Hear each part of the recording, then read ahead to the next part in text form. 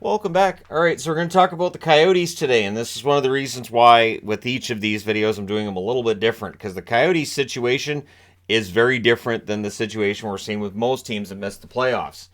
The expectation is not going to be playoffs next season. However, there are some players coming up that are going to make this team better. This team is absolutely going to get better. And of course, the May 16th voting deadline looms. That is for the voting deadline for Props 301, 302, and 303 in the city of Tempe. They want to see ballots returned by May. I've got May 8th up here, but it's actually May 9th when they want to see the ballots returned, and whether you're voting yes or whether you're voting no. That will go a long way to deciding. So there's Tempe first on one side, Tempe wins on the other. The information they're giving is exactly the opposite of one another, and it is up to the voters to decide on which side they trust, which in this day and age is always the trick, right? So once that vote is known, we'll have a better idea for what's going to happen. And to me, it feels like it probably goes towards yes. We will probably see the Tempe Entertainment District advance. However, there's also the lawsuit in court from the city of Phoenix and from Sky Harbor Airport. And so there's a lot out there. And it has to be mentioned in this video because that could very well decide on the direction of the team. And whether you want to make a joke of the direction being out of Arizona, how clever, how original. The reality is this is a team that needs that clarity. They need to know what's going to happen with their building and then, market accordingly. So they were 28, 40, and 14 for 70 points. That's an improvement of 13 points from last year. I could see another 13-point improvement next season. Take them to 83 points, one game above 500. Still not a playoff team, but definitely getting better. I could see that happening for them next year. The odds that they draft first overall this year, 7.5%. They are sixth in the standings for that sweepstakes, and we'll find out in a little over a week's time where they're going to end up drafting. So their UFA list this summer, not really that long. So you have Dauphin, you have Brett Ritchie, you have Connor Mackey, you have Andrew Ladd, and you have Carcone. So both players they acquired from Calgary, rentals, just pure rentals. And either of those players can opt to stay or they can go. My guess is Mackey might stick around. Carcone might stick around as well. He may opt to re-sign with the Coyotes. He'll probably end up playing in the AHL again, but clearly he excels playing in this organization. On the restricted free agent front, you have Fisher, who's already come out and said he wants to stick around long term. Bottom six player, no problem. McBain is very prominent in Arizona games. I'm not sure how much upside is there. Michelli was absolutely fantastic. I think they have to get Michelli locked down to a long-term deal. I'm thinking probably 6 years. I don't know what the price would be, but they can afford it. Whatever the price is, yeah, they can afford it. They'll be fine. And then remember, the salary cap goes up a lot next summer. So not this summer, but next summer. And so this could be a team that has an absolute ton of cap space in 2024. And again, if this vote goes in their favor, and if the lawsuit from the city of Phoenix doesn't go anywhere, then they just throw out their countersuit and all that fun stuff. And if we get that ball rolling, things could get kind of exciting for the Arizona Coyotes fast, because then the summer of 2024, if you want to, you can go out and spend money and get better, so that when you're going into the new building and the plan is still 2026, you're in good shape. You're in good shape and you've got a competitive team.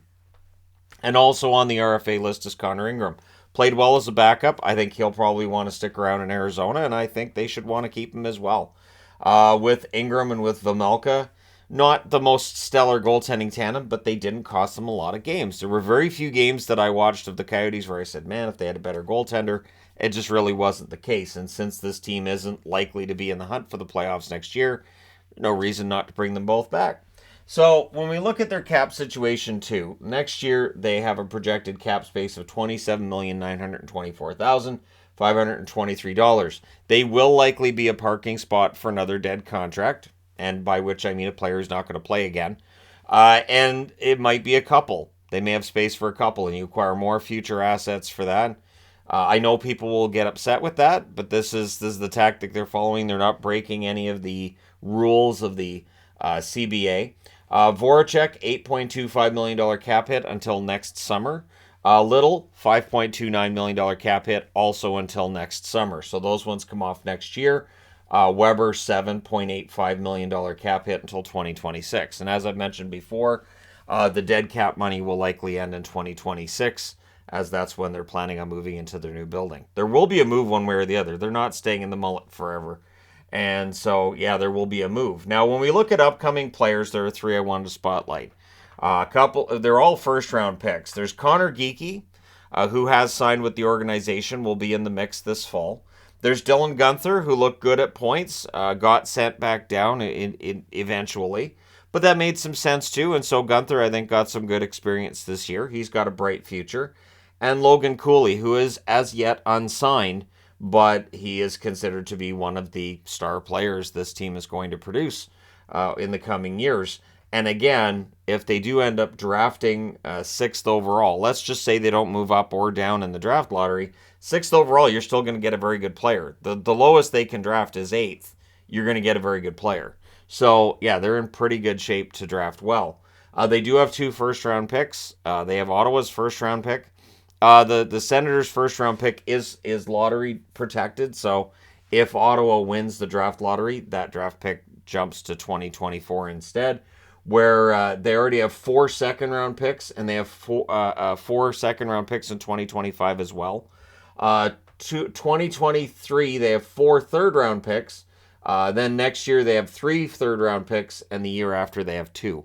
So they've been stockpiling draft picks, stockpiling prospects, and it really is. I mean, the draft itself is a lottery situation. The more draft picks you have, the more chance you have to get a hit on one of those. So the Coyotes are in very good shape for the future. The real trick is going to be enticing veterans to come in and play here, and that's where the new building comes in. That's where building this foundation on the team comes in. The team building's been good. I think they've done a good job of making Arizona an attractive place to go. And yeah, so we'll see how that vote goes once May 16th is passed when we start seeing that result. Now, they've already got a few contracts I wanted to highlight here. First off, Clayton Keller. At the time that contract was signed, it looked like a dangerous one, maybe a little bit risky. No, Keller's been fantastic. So, $7.15 million contract for Keller all the way till 2028, and I think he's worth it. So, 2020, 2021, 56 games, 14 goals, 21 assists for 35 points for Keller.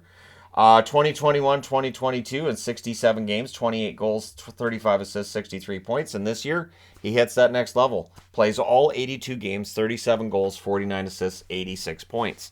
So it's that rarity of a Coyotes player with over 80 points. I think he probably hits 90 next year.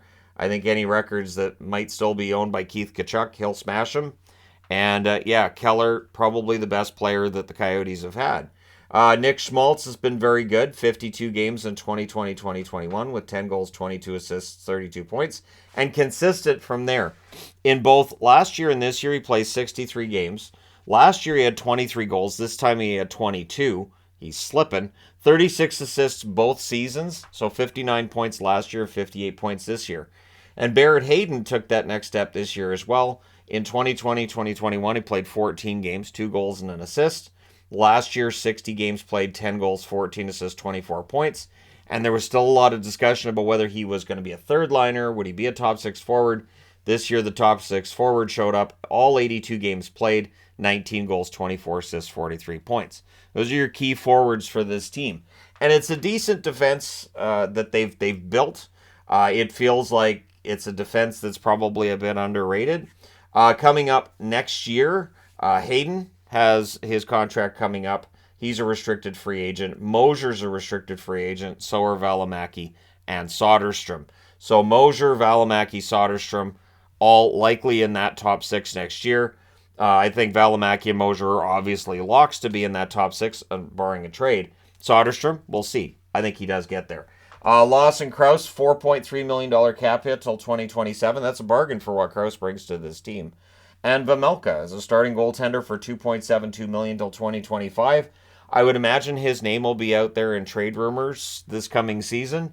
I don't know if Arizona seriously thinks about moving him. I think that as long as they're in a situation where they're outside the playoffs, unless somebody offers them a package they cannot refuse, I think they hold on to Vejmelka. But they'll listen. And I think with the Coyotes, I think they'll listen. Keller, I think, would be a no-go. Hayden would be a no-go. There are a few others as well, but in general, Arizona will likely be open for business this year as they look to continue their improvements from within, looking for more draft picks and prospects to develop, and also looking and seeing, hey, so who has a contract of a player that they know isn't going to play that we could sit on injured reserve. So again, they're not breaking any rules at this time, and the NHL had no interest in changing the rules either the last time they discussed. So while I understand people saying cap circumvention and all these things, the reality is that they're using the system to the best of their benefit, and we'll see how it goes. Keep in mind that since 2012, they've only made the playoffs once. That was in 2020, and that was via the play-in. So if not for 2020 and having the extra teams added, we would be putting Arizona in the exact same spot as Buffalo in terms of teams that just never make the playoffs. But 2020, they did beat out Nashville in that play-in round before they got taken out by the Colorado Avalanche, who were so impressed by Kemper, they took them. So, yeah, this is going to be an interesting upcoming season for the Coyotes. But before we even get to that, we have the vote coming up in a few weeks, and that's going to be fascinating as well. And so looking forward to making videos on that, whichever way that vote ends up going. Let me know your thoughts in the comment section below, as always. Don't forget to hit like and subscribe if you're browsing your way through, you just happened upon this video. Thank you guys so much for watching, for all your support. I will talk to you again soon.